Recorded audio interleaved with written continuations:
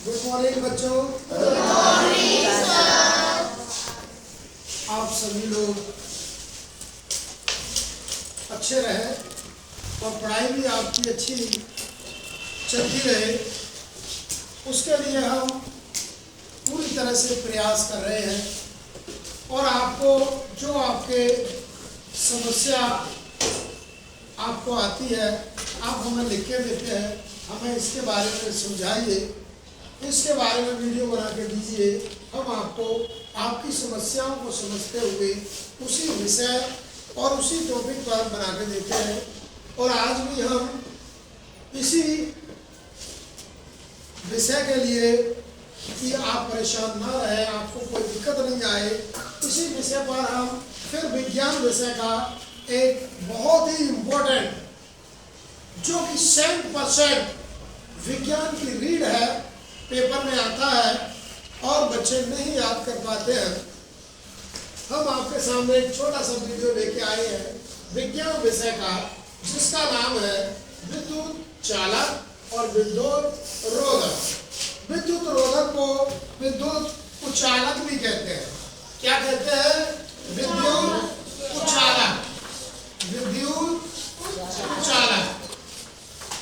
अभी मैं बताऊंगा क्या होते हैं, इनके उदाहरण भी दूंगा, तो आप समझ जाएंगे कि मैं क्या बताने की कोशिश कर रहा हूं।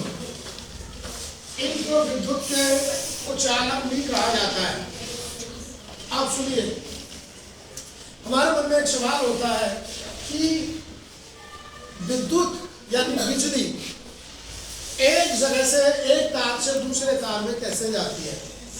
तो मैं आपको समझाता हूं कि ऐसी सभी वस्तुएं जो विद्युत को, विद्युत बोले तो बिजली, बिजली बोले तो इलेक्ट्रिसिटी, इलेक्ट्रिसिटी के करंट को, की धारा को, करंट या धारा को, विद्युत के धारा को, विद्युत के प्रवाह को एक स्थान से दूसरे स्थान तक जाने देते हैं। दोबारा सुनिए, ऐसे सभी पदार्थ जो विद्युत को आसानी से एक स्थान से दूसरे स्थान तक प्रवाहित होने देते हैं, ऐसे पदार्थों को विद्युत चालक कहते हैं। क्या कहते हैं? विद्युत चालक। अब सुनिए विद्युत चालक के उदाहरण। आइए विद्युत चालक के उदाहरण पहले सुन लीजिए। धातु की सभी धातुएं, सभी धातुएं विद्युत की सुचालक होती है। आप छुओगे तुरंत करंट लग जाएगा, इसका मतलब है कि उसमें इलेक्ट्रिसिटी प्रवाहित हो रही है, उसमें विद्युत प्रवाहित हो रही है।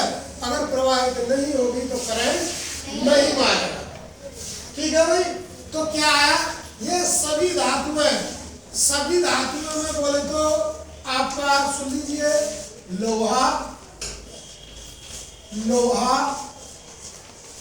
कॉपर यानी तावा,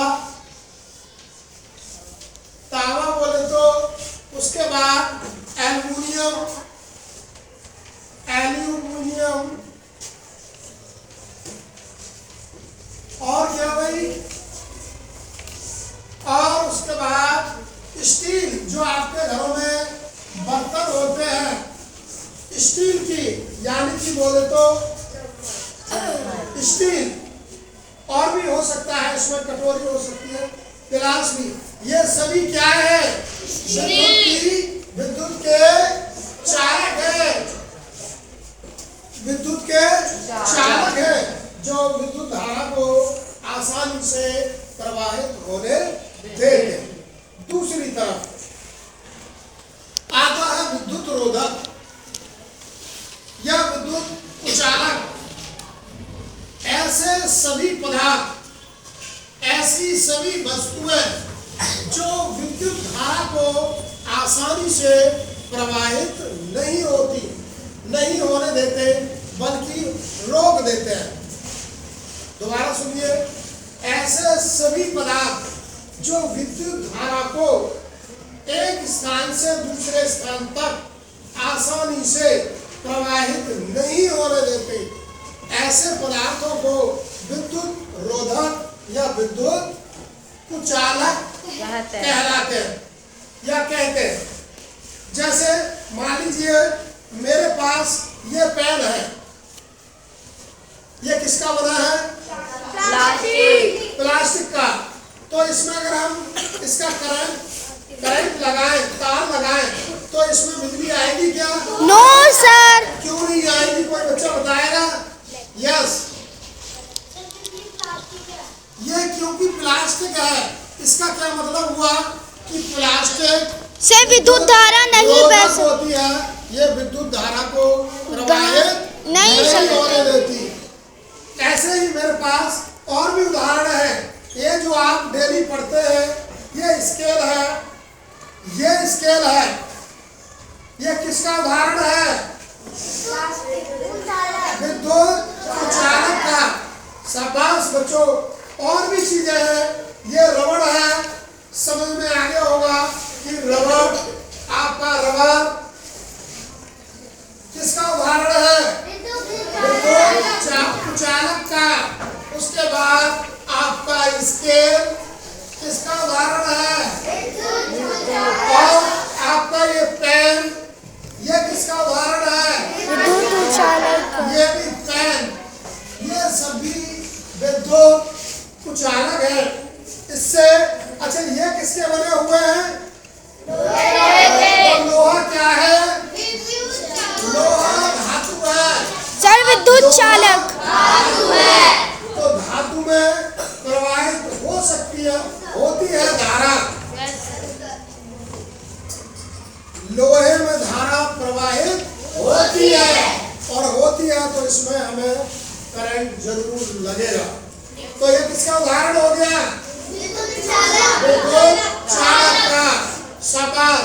अब आप अपने घर से एक लिस्ट बना के लाएंगे, एक तरफ विद्युत चालक और एक तरफ विद्युत कुचालक। एक लिस्ट बना के लाएंगे जिससे आपको पहचान हो जाए कि हम कौन सी विद्युत कुचालक वस्तु है, कौन सी विद्युत कुचालक है। ठीक। इसके बाद जो मिस्त्री होते हैं वो किसके दस्ताने पहन के काम करते हैं? रबर के। क्यों?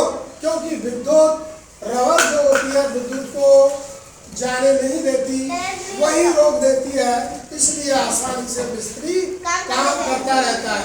कौन सा मिस्त्री? इलेक्ट्रीशियन। आपको याद समझ आया? भूलेंगे तो नहीं? आपको ये भी पूछा जा सकता है कि जो इलेक्ट्रीशियन है वो रबर के दस्ताने पहनकर काम क्यों करता है, तो आपको पता होना चाहिए। ठीक। शाबाश बच्चों।